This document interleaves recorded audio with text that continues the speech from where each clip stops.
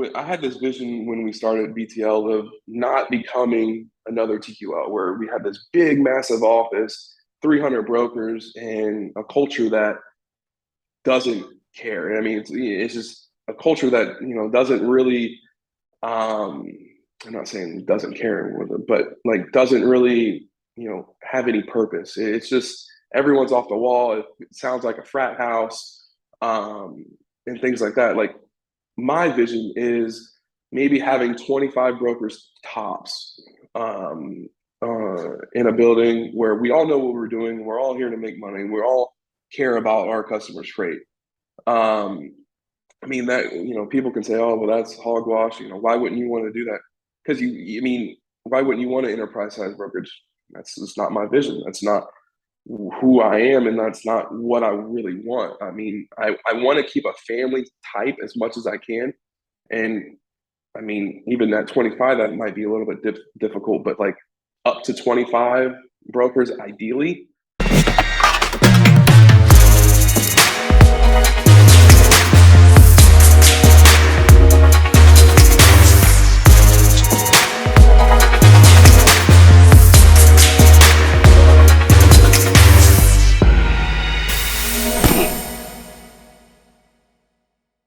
Welcome, everyone, to another episode of the FreightCaviar podcast. Today's guest is Rafael Quintana, the VP and partner of Big Truck Logistics based in Tampa, Florida.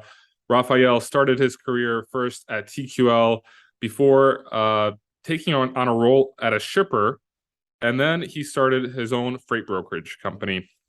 Today, we're going to be talking about what is the difficulties of starting a freight brokerage and what should you be paying attention to if you're one of those people that do want to start a freight brokerage? Rafael, thank you so much for taking your time to be on the show today. Paul, thanks so much for having me. I really appreciate it. Definitely. You've been a fan of FreightCaviar for a while, and we've talked for a little bit. I've also visited the Big Truck Logistics office out there in Tampa back in August. So it's a pleasure to be able to speak to you. It's definitely a topic that's interesting for me, as well as the followers of FreightCaviar, to know what's really behind building a freight brokerage, especially when you're bootstrapping it. You don't have maybe a family member that's a millionaire and could provide you the funding for it. So I think it's an interesting topic to talk about. So thanks for coming on. Could you kind of just give us a glimpse of like your early days in logistics? I know you started off at TQL, and as we all know, TQL has kind of a difficult or like a reputation that's not the best in the industry. So if you tell us about your experience at TQL and then how you moved on to working for a shipper afterwards. Yeah, absolutely. I started TQL early on in 2015, and did the 6-week or 6-month. What was this a little bit earlier? 6-month training program where you become someone's assistant. And I was lucky enough to have be on an account where the broker was actually fantastic. He taught me pretty much everything that I needed to know. Shout out to Dan. And I mean, he's been great. Learned, the ins and outs of logistics, the trailer types, all that good stuff. And then I kind of went on my own account, hit success early, and what they deem as success, and that's with a trailing 12-week average of at least 4,000 in profit. Had staging customers, produce customers, steel customers, the whole gamut. So I covered all the types of trailers, all the trailer types in my book of business. So I was there for just over 2 years. And then found out that my girlfriend at the time was pregnant. So we kind of had to I needed something a little bit more stable because TQL's pay structure isn't the best, or isn't what they make it out to be. What kind of pay structure is it? Well, they initially, before I joined, they had a draw system where a direct draw system where you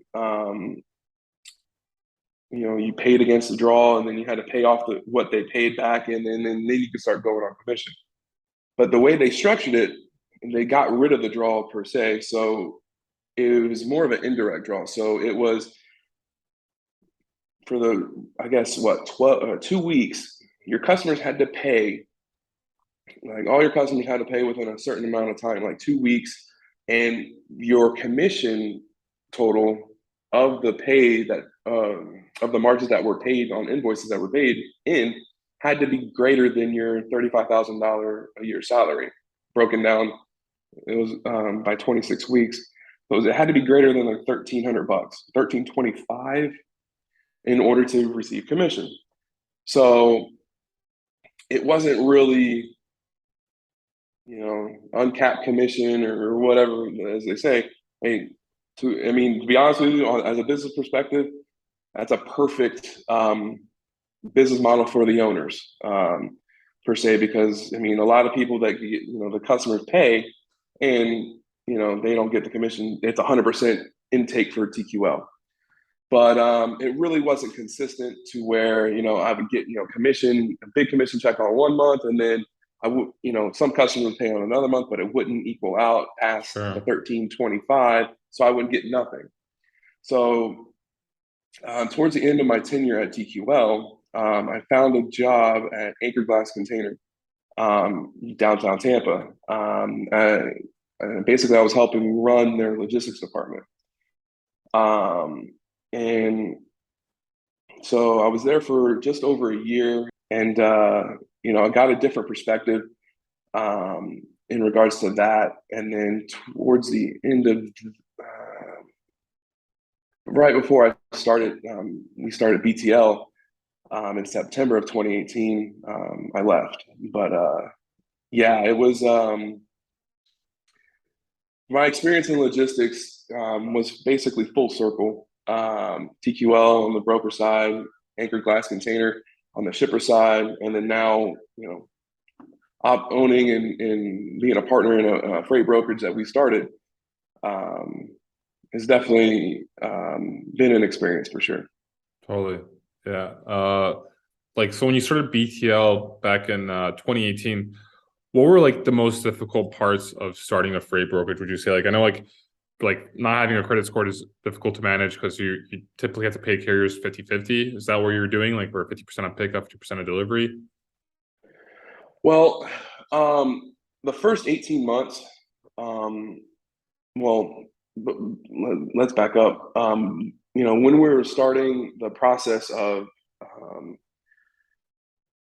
when I had the idea of starting a freight brokerage, I was at Anchor Glass Container, and my uncle runs a driveway service, the other half of the building. You saw big truck transportation. So he's already been in transportation. And in 2018, or in early part of 2018, that's when rates went crazy.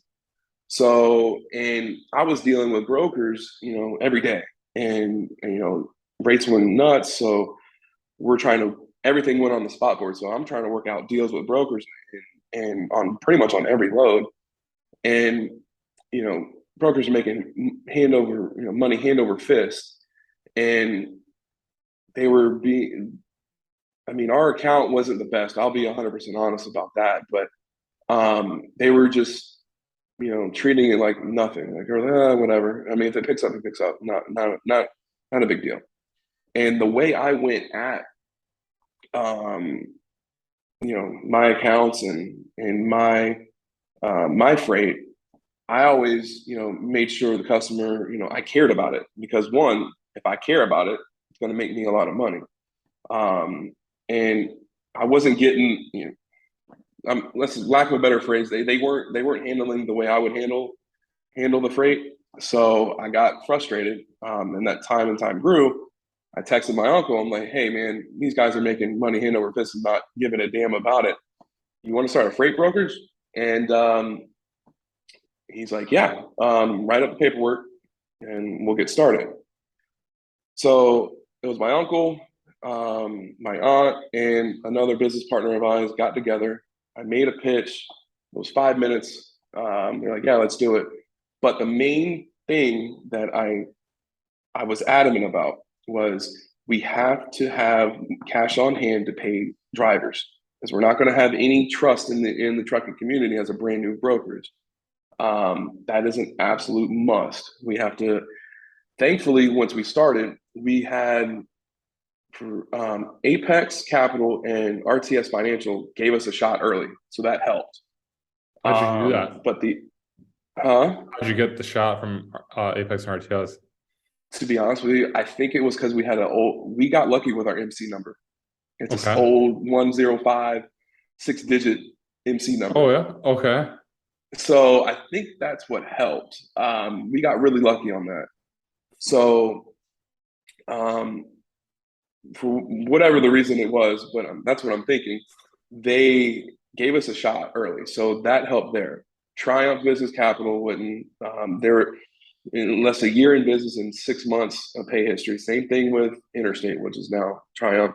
Interstate, OTR, Loves Financial, like all the other big ones, wouldn't give us a shot. So for the carriers that had those factoring companies and whatnot, we would have to send fee-free ACHs to them upon delivery.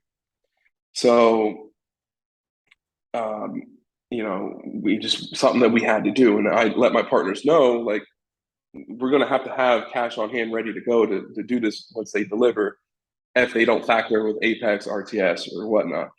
And they assured me that we can do it, so that helped.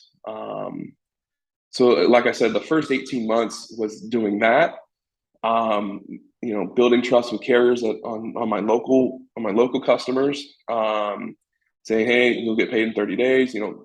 Some carriers waited for 30 days, which was Sure. great. Other carriers wouldn't. Understandable. You got to run your business as you see fit. And then RTS and Apex gave us a shot. Again, I don't know how, but very thankful for that. Sure. Which definitely helped us. But yeah, that was my main thing, where it was my main crossroad, or that was my red line in the proposal. It's like, we have to have this or it's not going to work. Okay. And starting a freight brokerage, I mean, it's fun. It's nerve-wracking. It's exciting. All the emotions wrapped up in one. But you have to know every in and out of accounting, operations, booking, logistics, booking loads, carrier vetting. Nowadays that's a huge one, but Sure. So you started the brokerage, you're able to get the capital to fund it. Like, what was the like getting your customers? Who were you reaching out to? You probably got you reached out to your shipper, but that you worked for. But I'm wondering, like, how did you go about getting customers back then in 2018, and how has it developed throughout the years since, like, in the last 4 years? How has the process of gaining and retaining customers evolved? well, initially I had a couple customers, who, after I left TQL, was consistently reaching out to me saying, hey, I need help on this. I'm like, guys, I'm at a shipper now. um, I can't help out. But you know, as time evolved, I was like, okay, I can help you out soon. I can help you out soon. And then once we figured out that, hey, we're going to start the freight brokerage, those were the easy calls.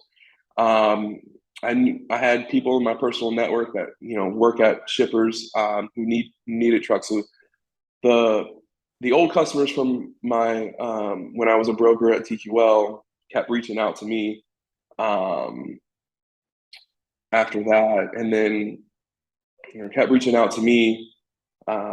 So those were easy. My personal network Sure. was easy, and in 2018, the freight market was going crazy. So Yeah. shippers would give anyone a shot, as long as you can save them on the bottom line.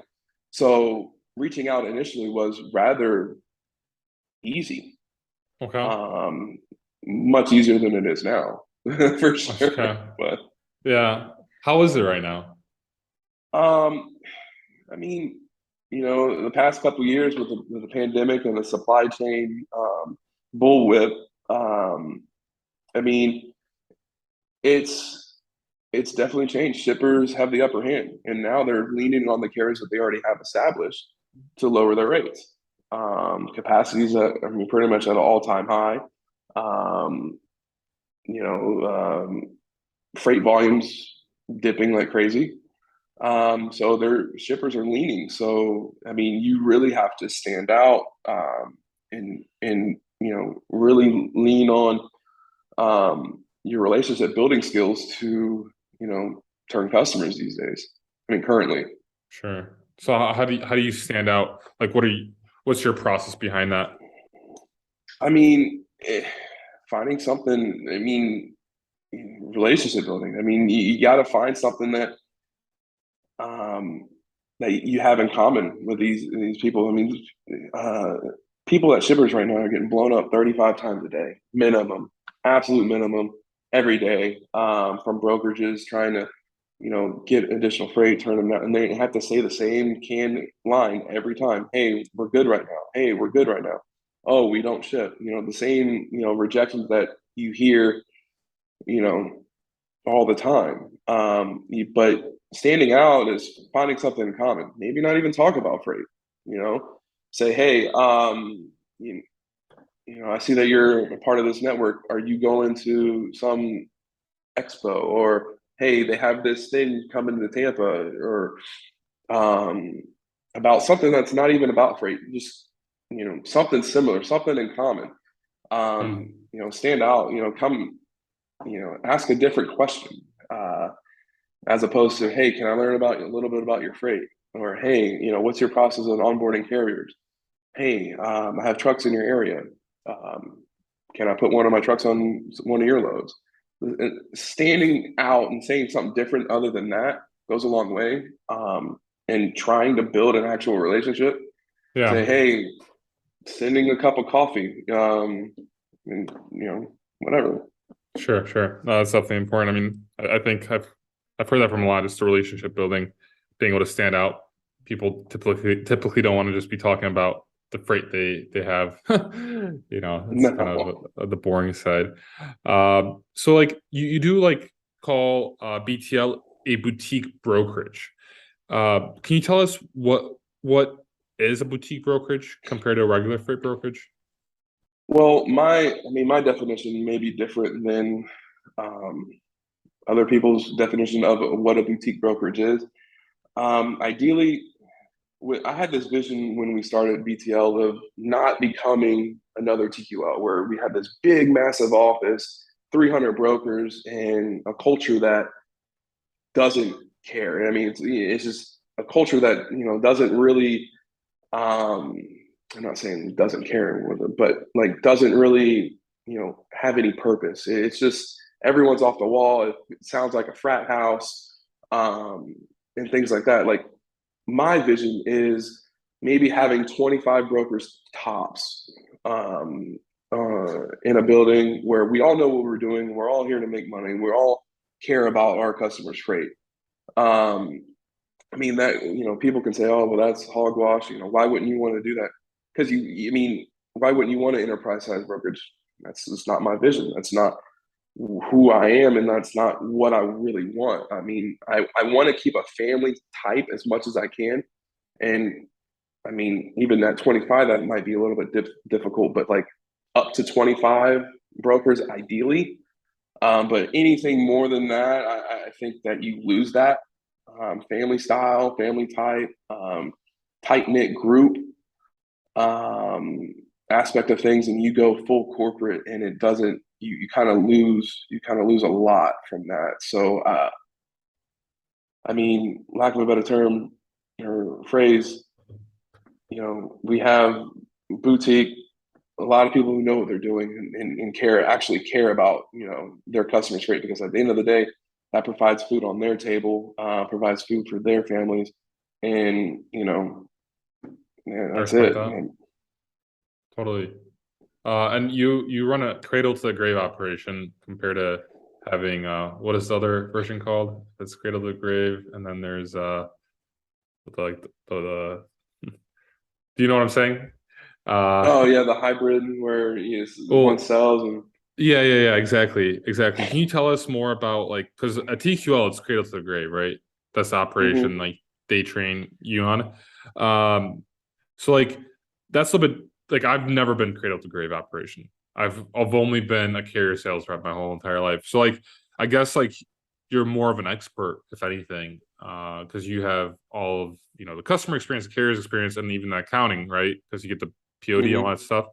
Okay, like so like do you since you've never had a hybrid position, can you like tell us like maybe like why you think it's a better model, or is it just because you've been trained that way?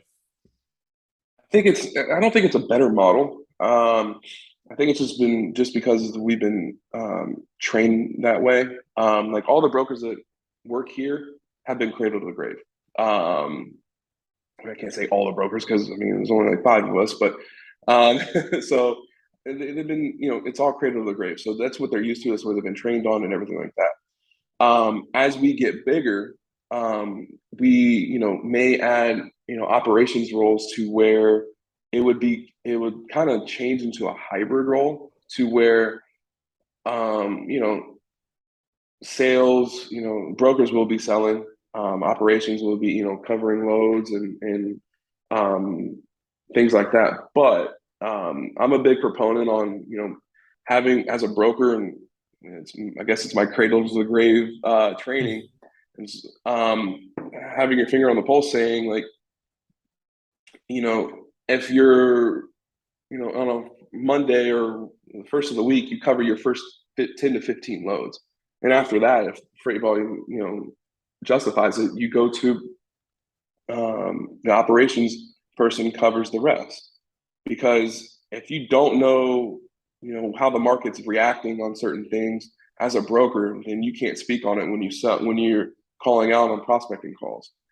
I mean, I'm a big proponent on, being in the trenches, as a broker. As we evolve, maybe adding operations people, because I mean, if you don't want to lose that sense of, um, I guess, vision of the market and how the market's currently Sure. reacting. It So definitely I mean, keeps you educated yeah, on the current market. yeah, Uh, absolutely.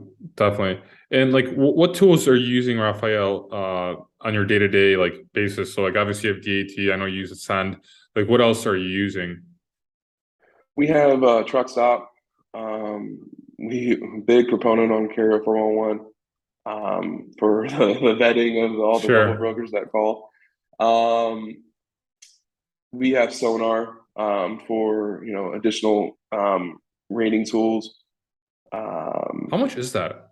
I never really got anyone. No one ever gave me a price. I've asked, I think, a guy before, and like he wasn't sure, but I know it's pretty expensive. I know I've heard good things about it, but I've heard it's pretty expensive. Do you know how much you pay a month or a It's not year? a month. It's biannual. And we only have Oh one wow. login for it. Like, Okay. yeah, we only have one login for it, so it's not terrible. But Can I you do tell us know how that. I much? mean, if you have multiple logins for it, it gets pretty pricey. How much is a login? I'm just curious. Uh, I need to get some I information. well, I got one, so I'm thinking it's around six grand 6 grand for two a years. year.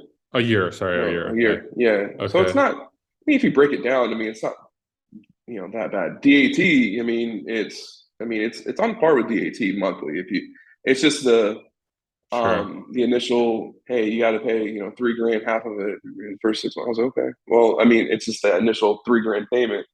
Sure. But I mean, it's a fantastic tool. Okay. I mean, if you're a data head like I am, like I absolutely love it. So, Very cool. but That's awesome. Okay. So you use Sonar, Truck Stop. Anything else that you use like on a daily basis, like out of like tools or software? QuickBooks were the accounting side, Sure. but other than that, like, no, Google Maps. We have a CRM, that we kind of Frankenstein together, Monday.com, Yeah. because we're waiting on a laser focused 3PL kind of CRM. Sure. Um, hopefully we can provide But that yeah, for you, Rafael, soon. yeah. That's what we're working on. I didn't know how you wanted me to go with that because I'm like, yeah, I know that you're working on something like that. So we're Yeah, from what we've already seen, we're pretty excited about. cool. Yeah, shippercrm.com. If anyone here is interested, sign up for an email list. Okay, very cool, Rafael. Next question is obviously double brokering is a big issue for any freight brokerage. They're consistently calling. Like what's going on like with the double brokers right now? Like are they spamming you? I mean, yeah, Lots of words. it's gotten out of control the past couple months. And God forbid we post a hot shot load. It's I mean, we kind of got to their trailer types and what they you know harp on. But yeah, we've definitely seen an increase in the past couple months on double brokers calling. So our first question is, "What's your MC number?" And then some of them will change, but it's gotten rampant. We have caught a couple people that actually have used a good MC number, Oh wow. and then fraudulently, copied over a check that they had, like a business name and everything like that. They provided a POD and everything like that. We ACH'd them. So they thought they had it. And we got called from the actual carrier that moved it and blowing us up, blowing our shipper up. And called us like, no, we actually moved the load. And I was like, there were carrier that was already set up with us. And then we kind of got into we investigated a little bit quickly. And then luckily we were able to retract the ACH and then forwarded all the information to the actual carrier that got scammed. They were using their good MC to run this scam to get ACH. While it's a crazy thing, but yeah, we actually caught one and luckily got our money back and paid the correct carrier for the Thanks. load. But yeah, so it's gotten out of hand. Lots of crazy shady stuff going on in the industry. It's difficult to stop just because everyone's like on their phones, internet. It's like easy to scam people. It's crazy how prevalent Yeah, it is. well, Yeah, hopefully the FMCSA can get something going to figure out a creative way to get it regulated. yeah, Um, I mean, the sooner the better because the industry needs it because totally. it's just out of hand. At, when I was TQL, I never heard of double brokering. I'm sure it happened, but like I guess it was because we were so big that we didn't TQL didn't care. Yeah, yeah. Or I don't know. I can't speak for them on that, but I mean, From you know, what I've heard when I was talking to some Nova brokers, they said that TQL just doesn't really care. Like they get a lot of loads from TQL. Like so, if you have a good relationship with a customer rep or carrier sales rep or a broker, let's just say from TQL, you're good as a dual broker. You're making good money off of that because wow. yeah, and loads also get triple brokered. That's when it's crazy. Like loads literally get triple brokered sometimes. Like I was like shocked when I was learning about it. I'm like, there's actually like it goes like from like mode to TQL, TQL to double broker, then double broker sends truck. There's like literally three middlemen. I don't get how that's just nuts. Yeah, it's crazy. It's crazy. But how's like the current market right now? Because I mean, it's definitely dipped a lot. At least like I've been reading that it's been dipping a lot. Can you tell us more like in the insights of like what is it really like right now? Yeah, I mean, what you've been reading is correct. It is dipped a lot. If you're a freight broker that has somewhat consistent freight, you'll be fine. Um, if you depend heavily on the spot market with some of your customers, you'll be okay. But getting potential new business is pretty much non-existent. You'd have to, again, stand out and use your relationship building skills. But freight market has gone down. Rates have gone down significantly. I mean, not to the good old days of $1 a mile outbound Florida drive-in freight, but not that we celebrated that, but I mean, shippers are I guess reaping or not reaping the benefit of getting their money back for the past couple of years. I mean, they're Sure. leaning down on their current carrier base, broker base, to get more competitive rates. I mean, everything. I mean, it's cheaper for them to go, maybe possibly go away from contract to go cover everything on the spot market now, because since everything's a competition, you're cutting. Everything's going to a quote, and freight brokers are going to be like, okay, well, I know I'm going against 20 other brokers, so I have to get kind of crazy with this rate. And you start seeing margins go down from brokers. You start seeing crazy rates on the boards, crazy low rates on the boards, and truckers are bearing the brunt of it. Has gas prices gone down significantly for them? Not yet. Diesel still, I mean, down here from what I've seen, diesel's still around 4.50 a gallon here in Tampa, as opposed to regular unleaded's down at like 329, 320 Sure. a gallon here. So the rate of coming down for diesel's not there yet. So I mean, they're still averaging. I don't know. Maybe their cost of operational cost per mile is still relatively high, and you're going to see a lot of carriers having to close shop soon. Not so much the bigger carriers, but as more of the mid-size and mom and pops carriers, you might start seeing them close up shop soon because based off of the freight volumes lacking, and Walmart cutting, I guess quarter 4 shipping by a whole bunch because their inventories are stocked. Yeah. They don't need the inbound trucks, so it's going to be kind of crazy. So Sure. we'll see. Hopefully, it shakes up a little bit, but we'll Yeah. see. Like right now, I've been reading it's just like it's a slow peak season for like the holiday shipping. It's been slow, and it's interesting to see what's going to happen. But definitely not looking too bright. But as long as you work hard and you stay focused on your customers, you should be good. That's the way I Yeah. see it. Yeah. Hmm. What would you like? What kind of advice would you give Rafael to someone that wants to start their own brokerage? Um, have good partners. Um, don't factor. Uh, don't don't factor your profit. I mean, don't. As a broker starting out, it's either you have the cash flow to pay your carriers on hand, which I mean you always should, rather than factoring your loads because you're giving up more percentage on your gross profit. Um, have a personal network. And I mean, if you've never been in the freight, if you never started it or been a freight broker and want to start a freight brokerage, I would highly, highly, highly recommend going to another freight broker. Totally. As bad as TQL. I mean, in my personal opinion, this is just my personal opinion. As bad TQL was culture wise for me, um, I cannot thank them enough.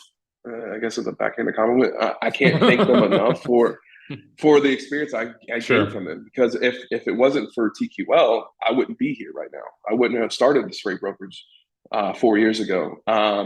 But I mean, it's just the culture fit wasn't for me Sure. um, for over there. So I kind of wanted to steer clear of that when starting this one. But if you haven't been in a freight brokerage setting and want to start a freight brokerage, get the training at another freight brokerage, TQL or ideally one with no non-compete. Um, that's a whole nother story. But so, I mean, and then have the cash on hand to pay your carriers. I mean, it's an expensive business to start just for that aspect of having the cash on hand. When we started, we had access to around 200,000 on a credit line, which was great, but we didn't need that much. That was just like for a um, emergency purpose kind of thing. Like if we Sure. needed the money, like to pay the carriers immediately, we had the access to.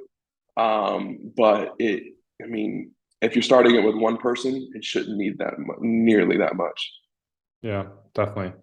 Um, awesome. Rafael, do you have any crazy stories from your, I don't know, the last couple of years, or even from like overall your experiences being a freight broker that you could think off the top of your head right now of like something that Yeah. happened? Well, I was at TQL, and we were. I was on. This was one of my first 6 months there. We were on a. I was doing a multi-pick, multi-drop team produce load, California to Florida, and it was my the broker's account that I was on his load, but I was the point of contact, so I was booking the truck and everything like that. And I get a call at 3 o'clock in the morning one day, and it's from Homeland Security. Scared the living shit out of me. And they're like, "Hey, is this your truck in Salinas?" I was like, "No, I'm a freight broker. Why? What's going on?" And it was a call from again Homeland Security saying, "Hey, we found 500 pounds of pot on this truck. Um, again, is this your truck?" I was like, "Absolutely not. I don't know. I'm just a freight broker." Middle of the night, woke me up in a sheer panic. So yeah, obviously that guy got arrested. We had to recover the load and all that good stuff. But that's one of the memorable stories of me, dealing with Homeland Security on a freight brokerage. I'm 6 months into the business.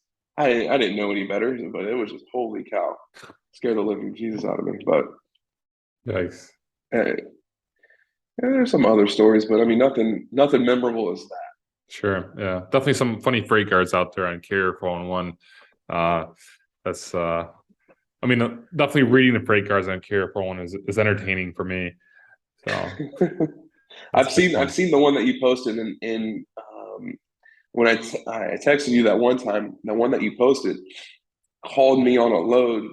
Um, Called me on a load like a week later, and we read the same one. And we're like, oh, we all came and we're like, oh wow, like it's the same guy that we were talking about the other day.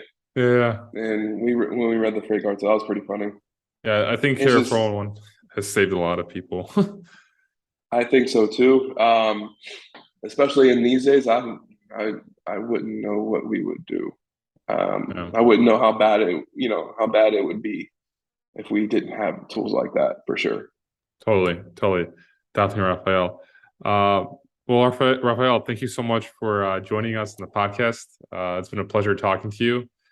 Uh, and if anyone's interested in learning more about starting a freight brokerage, definitely you could probably hit you up on LinkedIn, Absolutely. Rafael Quintana. Uh, yeah, thanks, Rafael, for coming on. It's been a pleasure. No, absolutely, man. Thanks so much for having me. It's been great. Totally. Thanks, Rafael. Thanks for tuning in to the Daily Freight Caviar podcast. If you enjoyed the podcast, or if you didn't, leave a review. Let me know what you think. I appreciate any feedback. If you'd like to have more Freight Caviar content, go to freightcaviar.com and subscribe to my email newsletter.